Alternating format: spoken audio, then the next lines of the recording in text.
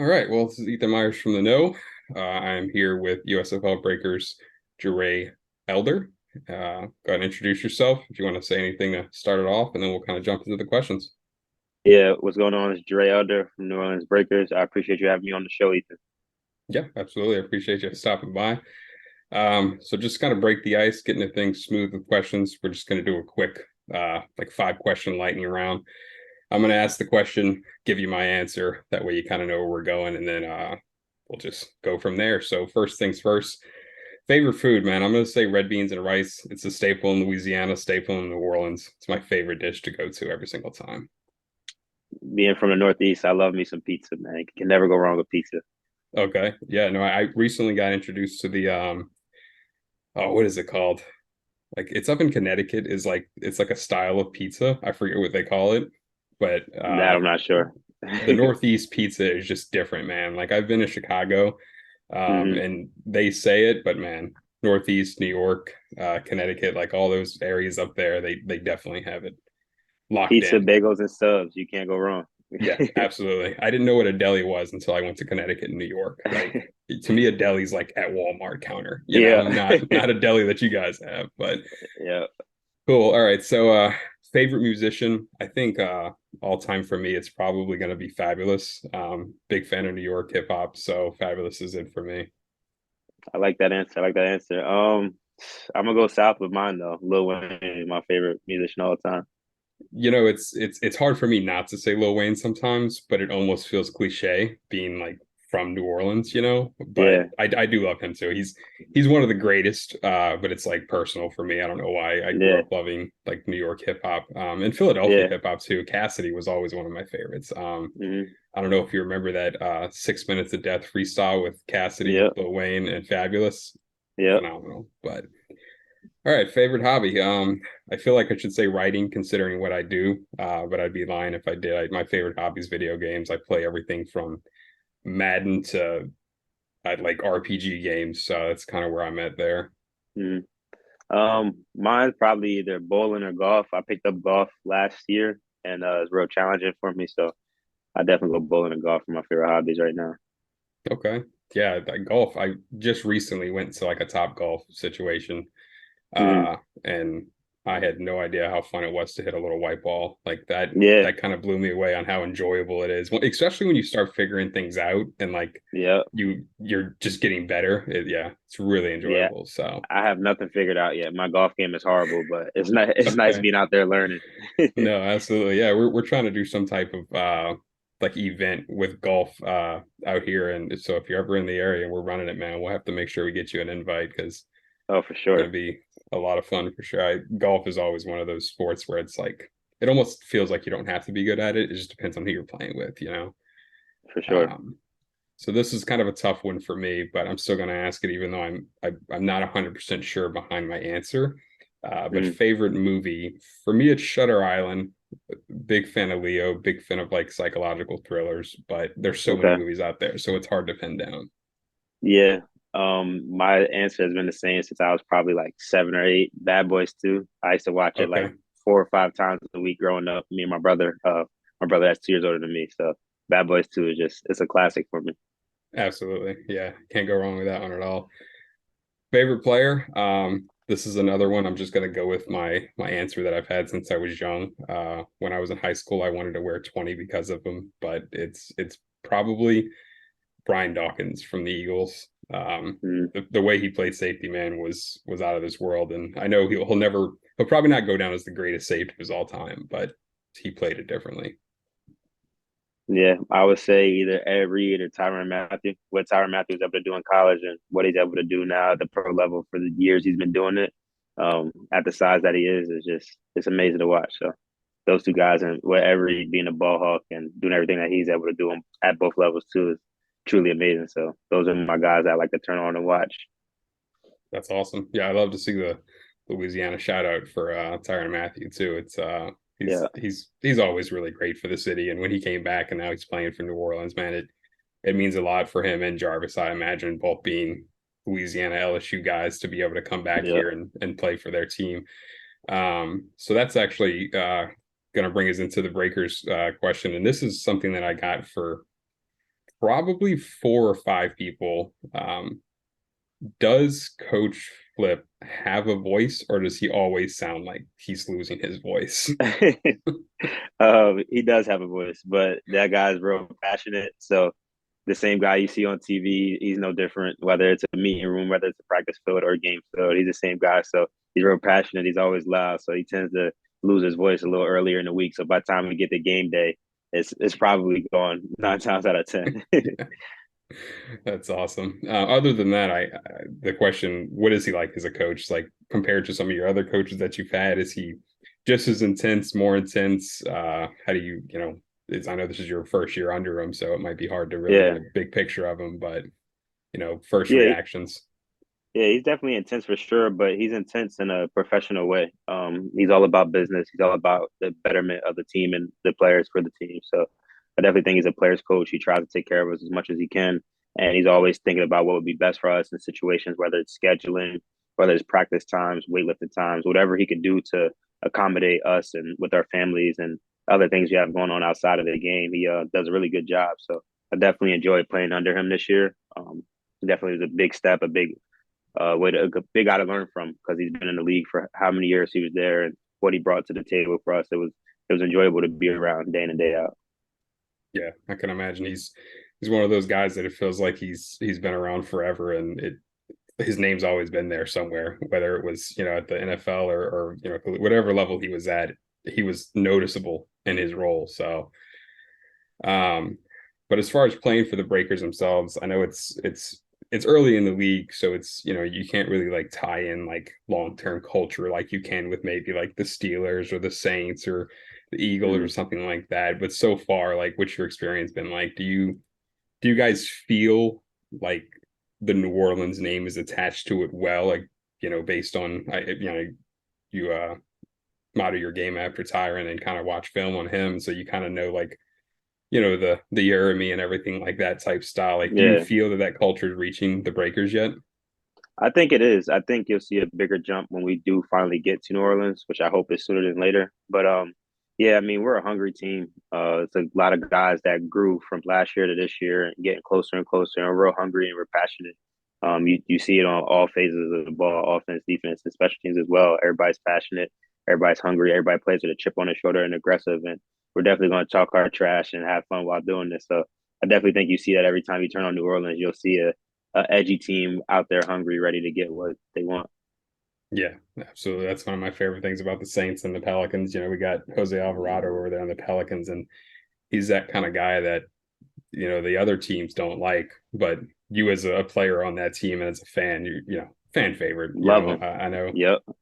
Probably, if I had to guess, it's probably Vontae for you guys as Diggs. far as Yep. that. Man, it shows like every play he's talking to somebody, even sometimes his own team. It's like he's always thought, man, I love it. I mean, even yourself, man. I see after, I forget which interception it was, but you started like at the pylon and like Mm. jumped and celebrated and like yelled at people all the way from like the pylon down to like Coach Flip. And I was like, man, he is feeling it. Like, yeah, but yeah, it's phenomenal, man. Love to see that energy. Appreciate that. So this kind of leads to the next question easily. What do you think it's going to feel like for the first time playing in New Orleans? Like, is it going to finally feel like a home game? Like to where, or you think it's going to take some getting used to adjusting to kind of playing in New Orleans? I think we may go through where it feels like an adjustment, but I know it's going to feel like home. The fans keeping up with us, even when we're in Birmingham, we have fans traveling to see us when we play in Birmingham, Memphis, and other places we play. So the fan base is there, and the love is there, and it feels genuine talking to people and interacting with people via Twitter, Instagram, and the people that show up at the games. They're bringing us player cards and things like that. So I think it's something we can't wait for to play in front of our home fans and be able to feel that real love, that real genuine love, and to be able to give it back to the community that cares about us just as much. You know what I mean? It's match your energies and everything. So I think it's something we're all looking forward to. And like I said before, hopefully it happens sooner than later.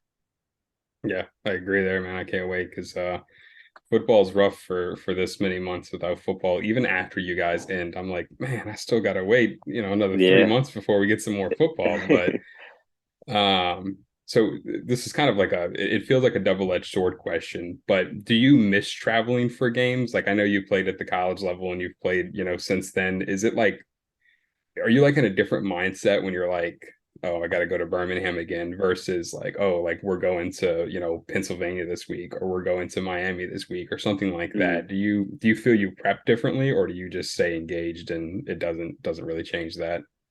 I think either way, you're still engaged. You could look at it as a little bit easier. You're not worried about packing and making sure you don't like you have everything in your bag. You're right at home almost every week. So we've traveled a little bit this year.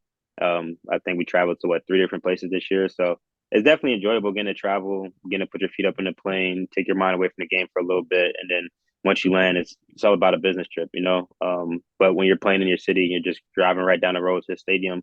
You don't have to worry about the travel and stuff like that. So I feel like you kind of get the best of both worlds. Like we don't travel too much, but the times we do travel, you get to enjoy the travel and have your family see different cities and things like that.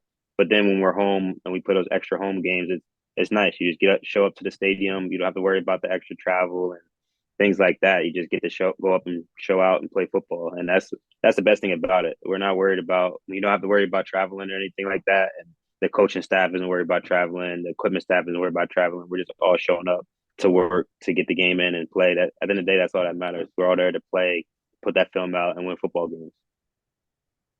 Love it. Yeah. I definitely feel like it's got to be easier on the mind and body, but also, lacking on the mind and body because you're not getting that same like, when you play a home game against Birmingham in Birmingham, it's got to feel, kind of like a backhanded slap. It's like, yeah, you guys are home this week, but Yeah. also, that you're playing the team that's the stadium's in. But and then as far as the Breakers defense, man, I feel like the eye test tells you that you guys are number one. I know technically, statistically, it was number two towards the end of the season. Mm. But do you think it had? I mean, you guys were great last season too on defense. That was never a question if it was going to be the same. But what do you think is kind of like that next step to being like the standout defense in the league? Because again, like the eye test says you guys are number one based on the athleticism and the talent that's there. Mm. But if you had to like take one thing, whether it be D line, backers, or DBs, like what do you think the next step is for the Breakers defense? As a whole, we just got to start taking the ball away more. Even if like the first year and this past season, I think we did a decent job of taking the ball away, but we just didn't get the ball enough. There's so many opportunities we could create for our offense and getting the ball back to our offense that we didn't take advantage of. Whether it was punching the ball out, whether it was strip sacks, or just going out and making plays on the ball in the back end. So I definitely think like we have all the pieces we need to be an extremely successful defense, you know. And now it's just about that next step is we need the takeaways. The team that has the defense that has the most takeaways, 9 times out of 10, is getting recognized the most. And I think there's a lot of guys on our defense this year that deserve all USFL, like both of our backers. And we had two of the top sack leaders, top 5 sack leaders in the USFL, and none of those guys are recognized. So we had a bunch of D linemen that deserved it. We had a bunch of DBs that deserved it, and our linebackers deserved it as well. So, I mean, kind of, it's not that we need that notoriety, but it would be nice for those guys that deserve it to get it and moving on from it. But we just, like I said, get those picks, get the strip sacks, get the forced fumbles, and those things will go a long way and make our defense a lot more successful than we already are. I almost unfollowed the official USFL account whenever they put out that all defensive and that one. I was just shocked, man. Like, I mean, even if you just go on name alone, it felt like Diggs should have been there. Like, I understand that like it's not all about name, but like it just felt Yeah, so weird. I mean, stat wise, you guys were number two, and I think the eye test says you guys were number one, if not tied or better. It just felt yeah, really weird when he was not on there. I was, as a fan, I was pretty disappointed. There was more guys deserving, but like at a mm-hmm. minimum, man, he's kind of a face in the league, so it Yeah. was it was pretty interesting. Now, I was gonna say you also got to compare because I feel like a lot of time people would just look at stats and like yeah, obviously Henri Moore had great stats. Chad Shad he had great stats as well, getting to the quarterback and having sacks. And Diggs, his stats might have been he might have had a little less tackles than some of the linebackers, but the picks that he had, some of the game stealing picks, the pick six that he had, those are different. Like those are plays that he's making in huge moments. You know what I mean? Huge moments for a playoff push like that. And I feel like those things kind of got overlooked. And I definitely feel bad for those guys. Like I said earlier, they definitely deserve an opportunity to have their name showed and broadcasted as first team all USFL because they deserve it for sure. But the right thing will come around for those guys. So I'm not even worried about it. Yeah, absolutely. That was the biggest thing I actually tweeted out after the snub. I was like, they must be holding out all defensive team captain because like Giggs makes every defense better that's in the Yeah. USFL right now, like as a team captain, as a leader, you know. Yep. But yeah, that's kind of goes into the next one you were talking about turnovers. What's your favorite, I guess, turnover to get? Are you a fan of interceptions? Do you like forcing the fumble? Do you like recovering the fumble? You know, like what's your favorite way to give the ball back to the offense? Definitely interceptions. It's just fun, especially when a quarterback thinks he has his look or thinks he has a shot and just going and take the ball out the air. But interceptions come when you have good pressure, like our D line does it week in and week out. So being able to pretty much pay the D line back for their good work and go out and get that interception is nothing like it, especially when a receiver thinks he might have got one a move off on you or whatever. He's going to get that ball back and snatching out the air. It's a great feeling. Yeah, I definitely I felt like you were gonna say interception because it feels like every time you get the ball, like you're just number one ready to hurdle somebody. Just even when you're going out of bounds, I see you're like, I'm not gonna take this hit. I'm just gonna jump over them and just move on. So yeah, I think I mean obviously the best one is that kick return. I think it was against Memphis. I can't remember. Mm. But man, you hurdled that guy, and it looked like you floated for like 5 seconds in a row during the kick return. So yeah, it's always fun. And if I'm not mistaken, you played receiver. Was it And high high school, school or college? high school, High yeah, high school. Okay. school, yeah. Yeah. College, I did So punt return as well, so it was like being back home, being able to go back there this year, which is really exciting for me. yeah, I mean, really, I think all three people that returned kicks and punts this year were electric. But I just felt like you should have had some more opportunities back there. It was fun. I would just kept. It felt like every time you got the ball, I was just waiting for like a spin move or a hurdle. So I could definitely tell. I watched the video on your camp, and one of the things that you stress is playing different positions because you never know, is somebody going to have a growth spurt, but we're locking them into this position. So it's fun to see that versatility for a defensive player to be able to pull out those moves whenever it's about to happen. So I think who's been your biggest mentor, like on and off the field, that you've been able to connect with through, whether it be football or academics or something like that. Yeah, I mean, at home, I give a lot of that to my dad and my brother Jarrell. Anytime I need something, whether it's football wise or just life in general, I can call them and ask questions. And then more on the football side, I would say Nadir Rouse. He was a DB I played with at Westchester in college, and he played in the league for a little bit, played in the CFL, and then this year he's in the XFL, and just his the things he's battled in his life and how he always responds positively and always has a positive outlook on life. He taught me a lot. He's a year older than me, and just being able to learn different things and overcoming adversity, different things that happen in life, and just to keep going. He's been told no. I've been told no, and I will get on the phone and kind of just talk about it. And not a lot of guys do it, but it needs to be done more often. We'll talk about our feelings, how it made us feel, and what we're going to do next. And every off season, probably since my senior year, well, every off season really since my sophomore year of college, I've had the pleasure of training with him, and he motivates me more than most people do, just on the field and off the field, just being a better man and being a better father. And it also drives me to obviously be a better football player. And there's not more you can ask for that.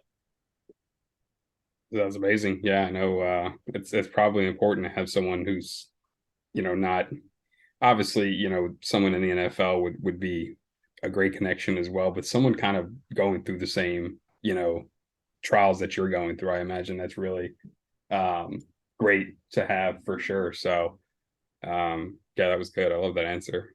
What was it like playing against your brother? I understand he played running back, Yeah, and you were a DBD or DB at Westchester. So like, what was there ever like a big play that maybe he got you on that like you guys still talk about, or vice versa? Maybe you got a hit on him and he popped the yeah. ball out. I know it would only be practice, but was there ever like something that you remember from those days?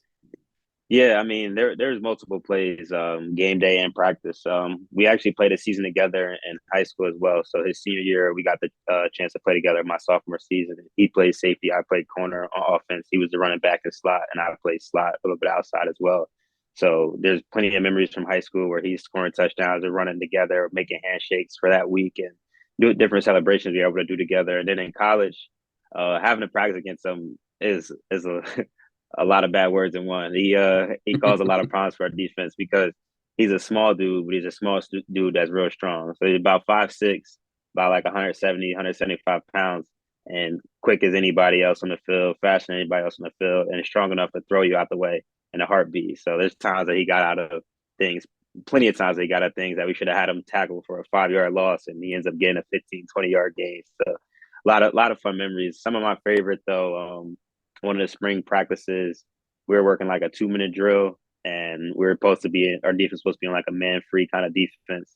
And I I checked the defense to like a zero blitz, and I ended up sending my middle backer just so I could cover my brother 1-on-1 because they wanted to keep working against our backer and get my brother 1-on-1.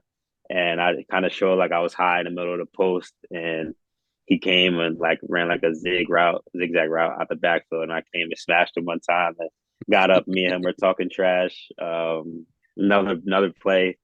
I think this might have been a year before. He broke free in the middle of the field, and I'm thinking I got a clean shot on him. He drops the shoulder on me. My contact pops out my eyes. So there's definitely a lot of plays. And then like game days, I remember my sophomore season, I had caught a pick and I ran it down to about like the 15, 20 yard line. So and the next play, he goes and runs it in and scores, and it gives our team a lead. And then he actually ended up winning the game for us that same game. So there's so many memories, and there's so many articles.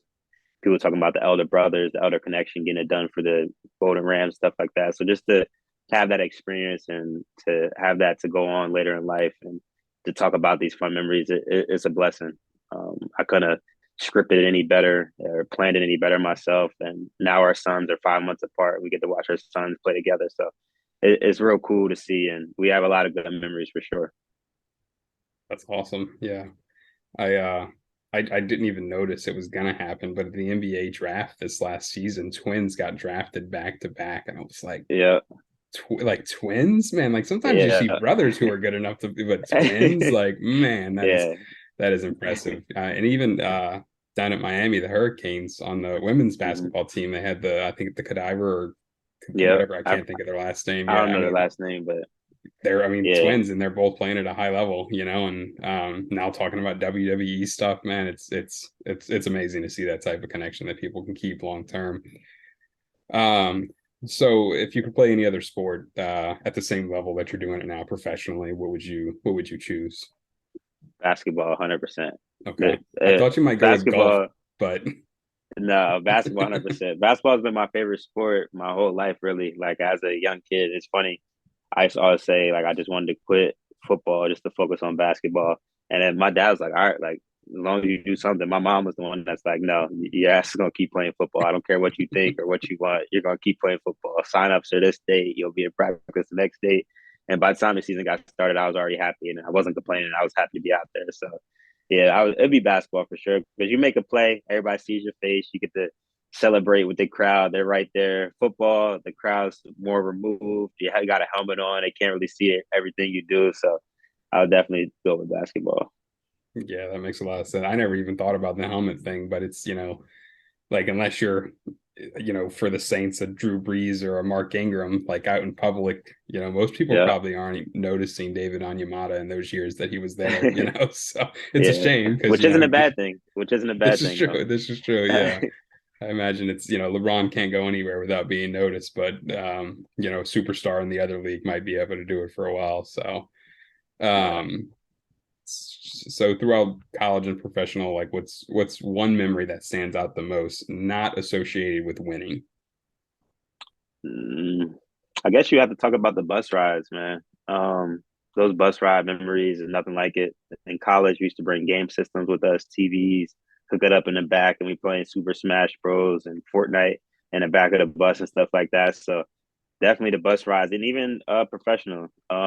My second game in Italy, I played over in Italy for a couple months. So my second game over in Italy, They make all the rookies buy beer and things like that, and you get on the bus, everybody's drinking beer, just having a good time. It's a different football is a whole different culture over there, and it's something you got to adapt to. But it was a great time, and then even the bus rides now, having a conversation with my teammates now and getting to know each other better and laughing, jokes, it's just a good time. And the bus rides and those are the memories that you carry on for a lifetime because it'll come to a point where you'll forget about some of those plays you made or missed and some of those games you won or lost, but you always remember the times you got to spend with the people around you. And that's something that I don't take for granted at all.